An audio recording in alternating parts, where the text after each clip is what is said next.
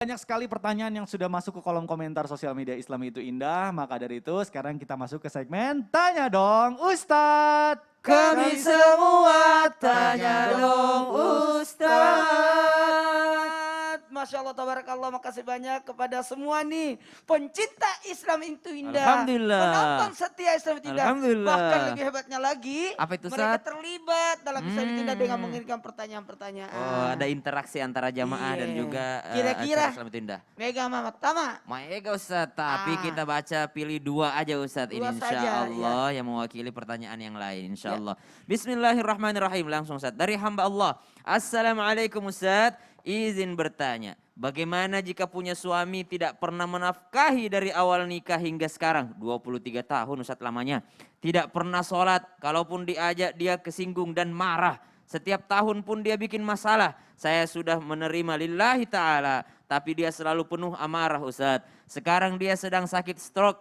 Tapi dia masih suka marah-marah. Saya harus bersikap seperti apa ya Ustadz? Apakah sikap suami yang seperti itu, istri dan anaknya ikut terkena dosa? Terima kasih sebelumnya Ustadz. Baik, bismillahirrahmanirrahim kepada Ananda, saya katakan Ananda ya.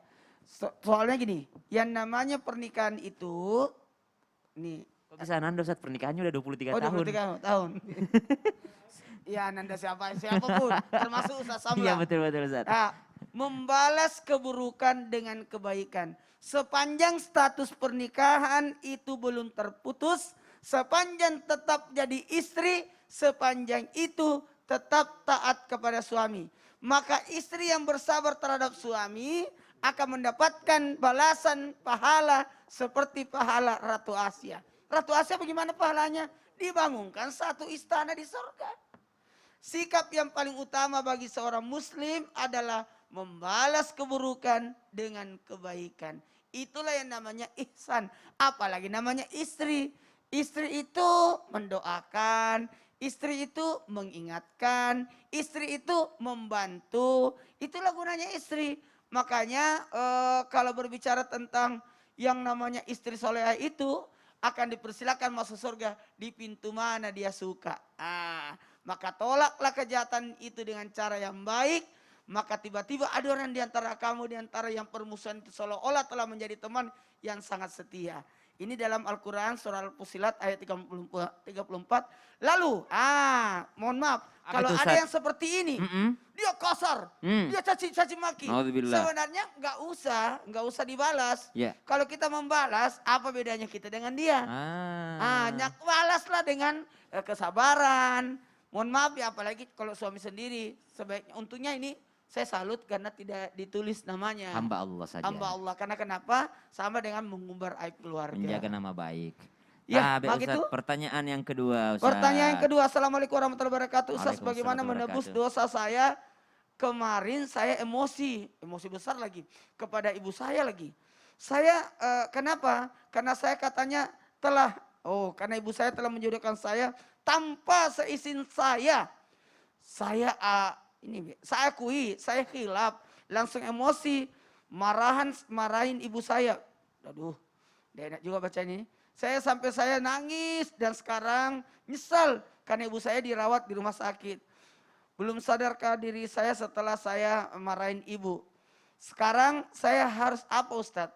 Agar ibu saya kembali sadar, saya menyesal.